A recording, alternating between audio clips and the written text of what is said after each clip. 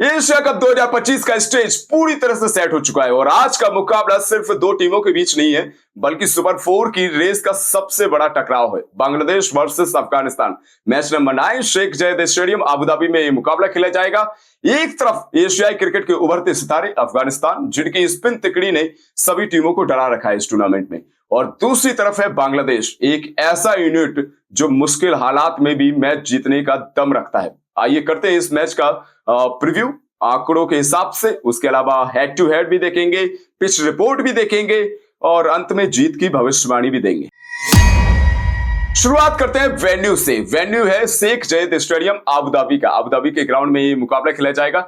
ये ग्राउंड काफी पुराना है, 2004 में ये ग्राउंड बनाया गया था और अभी तक इस ग्राउंड पर 92 टी20 मैच खेले जा चुके हैं। पहली बल्लेबाजी करने वाली टीमों ने अभी तक 42 मैच जीते हैं, जबकि चेस करने वाली टीमों ने 50 मैच जीते हैं। औसतन अगर आप स्कोर देखें तो पहली पारी का औसतन स्कोर 136 है और दूसरी पारी में ये औसतन स्कोर और कम हो जाता है। 123 रन का औसतन रन स्कोर है दूसरी पारी में।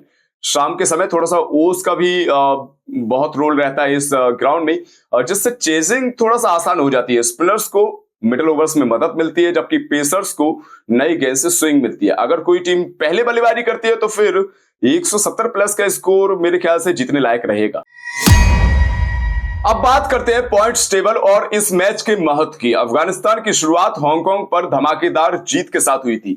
वहीं बांग्लादेश की बात करें तो उन्होंने भी हांगकांग को हराया था, लेकिन श्रीलंका के खिलाफ हार का सामना भी करना पड़ा था। इस मैच की जीत का मतलब लगभग सुपर फोर का टिकट ऑलमोस्ट पक्का मानिए, क्योंकि हारने वाली टीम को नेट रन रेट या फिर दूसरी टीमों की जीत हार पर निर्भर होना पड़ेगा। यानी ये सिर्फ मैच नहीं है ग्रुप स्टेज का, क्योंकि इस मैच में दोनों टीमों के लिए डू एंड डाई सिचुएशन है।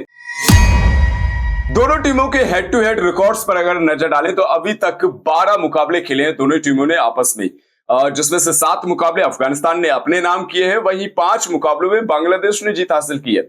एशिया कप में भी अगर आप देखें तो अफगानिस्तान का पलड़ा भारी है। 3 जीत अभी तक अफगानिस्तान को मिली है, 2 जीत बांग्लादेश को मिली है। पिछले साल अगर आप टी20 वर्ल्ड कप में देखें तो वहां भी अफगानिस्तान ने बांग्लादेश को हराया था डीएलएफ मेथड से। ये स्टेटिक्स मेरे ख्याल से साफ बताते हैं कि अफगानिस्तान का पलड़ा इस मुकाबले में भी भारी होने वाले हैं, लेकिन बांग्लादेश बड़े मैचों में वापसी करना चाहता है। इस मुकाबले से बांग्लादेश क्या वापसी करेगा और क्या पुराने मैचों का बदला लेगा। बांग्लादेश का बैटिंग लाइनअप कागज पर तो बहुत दमदार है, लेकिन प्रदर्शन उनका सबसे बड़ा सवाल रहेगा। कप्तान लिटन दास जो कि अच्छे फॉर्म में है और उनसे इस मैच में बड़ी पारी की उम्मीद भी होगी।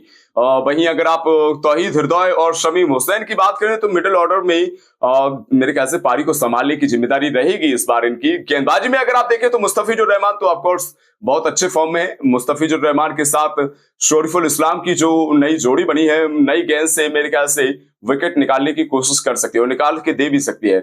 और मिडिल ओवर्स में रिशाद हुसैन तो है ही इनके पास, स्पिन गेंदबाज जो कि इस मुकाबले में गेम चेंजर साबित हो सकते हैं। बांग्लादेश को जरूरत है एक बेस्ट ओपनिंग पार्टनरशिप की, जिससे उनका मिडिल ऑर्डर और खुलकर बल्लेबाजी कर सके। वहीं अफगानिस्तान इस समय टूर्नामेंट की सबसे संतुलित टीमों में से एक है। रहमतुल्लाह गुरबाज और इब्राहिम जदरान ओपनिंग जोड़ी में काफी तेज तर्रार बल्लेबाजी करते हैं और पावर प्ले में अच्छे खासे रन जोड़ के देते हैं। अजमतुल्लाह उमरजई की बात करें, Azmatullah Omarzai last time Hong Kong के विरुद्ध जिस तरीके से बल्लेबाजी करते हुए नजर आए थे, तूफानी बल्लेबाजी की थी, 50 जड़ी थी और वो पारी याद रखेगा बांग्लादेश और ध्यान में रहना भी चाहिए, क्योंकि वो इस मुकाबले में भी बड़ा रोल निभा सकते हैं टीम के लिए। वहीं अगर आप गेंदबाजी की तरफ नजर डालें तो गेंदबाजी में इनका असली हथियार है स्पिन गेंदबाजी। राशिद खान, नूर अहमद, मोहम्मद नबी, ये 3 स्पिन गेंदबाज किसी भी टीम को और किसी भी बल्लेबाज को परेशान कर सकते हैं। हालांकि नवीन उल हक की चोट थोड़ा सा अफगानिस्तान की पेस अटैक को झटका है, फिर भी स्पिन का डेप्थ उन्हें बहुत खतरनाक बनाता है।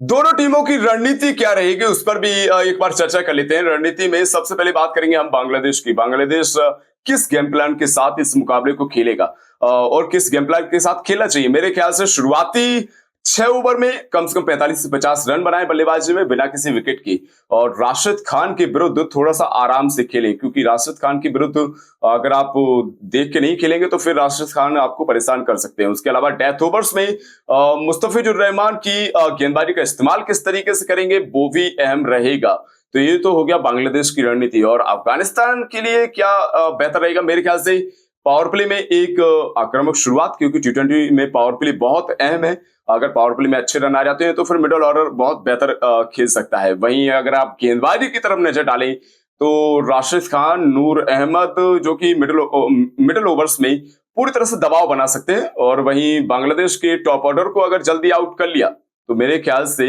इस मैच पर पूरी तरह से कंट्रोल बना सकते हैं। अब बात करते हैं संभावित 11 की, कि प्लेइंग 11 क्या हो सकती है दोनों टीमों की। बांग्लादेश की टीम सबसे पहले नजर डाल लेते हैं एक बार। परवेज हसन एमॉन जो कि ओपनिंग बल्लेबाजी करते हुए नजर आएंगे तंजिद हसन के साथ। फर्स्ट डाउन लिटन दास ऑफकोर्स कप्तान फर्स्ट डाउन बल्लेबाजी करते हुए नजर आएंगे। उसके बाद तौहीद हृदय हैं, जाकिर अली है जो कि मिडिल ऑर्डर में टीम को संभालेंगे। उसके बाद शमीम हुसैन और मेहदी हसन जैसे बल्लेबाज जो कि फिनिशर का रोल निभाते हुए नजर आएंगे गेंदबाजी में। उसके बाद अगर आप बात करें तो इरशाद हुसैन है, इरशाद हुसैन के साथ तंजिब हसन साकिब हैं, साकिब के अलावा शरीफुल इस्लाम है और मुस्तफिजुर रहमान है। तो ये तो प्लेइंग 11 बांग्लादेश के लिए मेरे ख्याल से परफेक्ट रहेगी, क्योंकि स्पिन भी है, पेस भी है।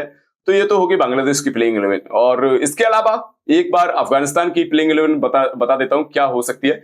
रहमतुल्लाह गुरबाज और इब्राहिम जदरान, वो तो ऑफकोर्स ओपनिंग में सबसे बेस्ट है इनके लिए। फर्स्ट डाउन अटल बहुत बेहतर खेल रहे हैं, सदीकुल्लाह अटल काफी बेहतर बल्लेबाजी कर रहे हैं फर्स्ट डाउन में। सेकंड डाउन गुलबदीन नेब, उसके बाद फिर अजमतुल्लाह उमरजई, फिर मोहम्मद नबी जो कि मिडिल ऑर्डर और फिनिशर दोनों का रोल निभाते हैं। आखिरी में करीम जन्नत जो कि ऑलराउंडर का रोल निभाते हुए नजर आएंगे।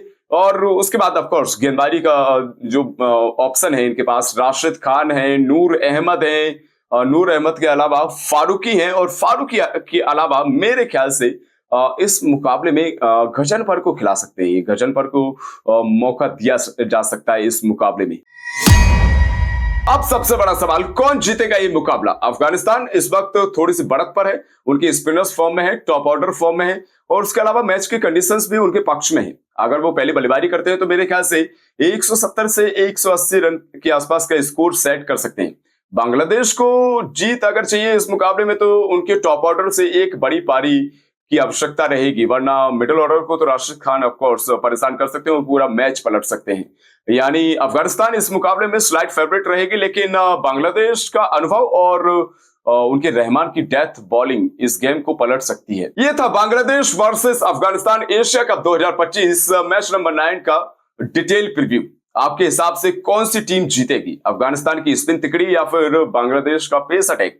कमेंट बॉक्स में अपनी ओपिनियन जरूर बताइएगा। और अगर वीडियो अच्छा लगा है तो लाइक करना ना भूलें, अपने दोस्तों के साथ शेयर करना ना भूलें और ऐसी और अपडेट्स के लिए चैनल को सब्सक्राइब भी कर लीजिए, क्योंकि ऐसी अपडेट्स हम लाते रहेंगे। मिलेंगे हम अगले वीडियो में एक और नई अपडेट के साथ, तब तक के लिए जय हिंद।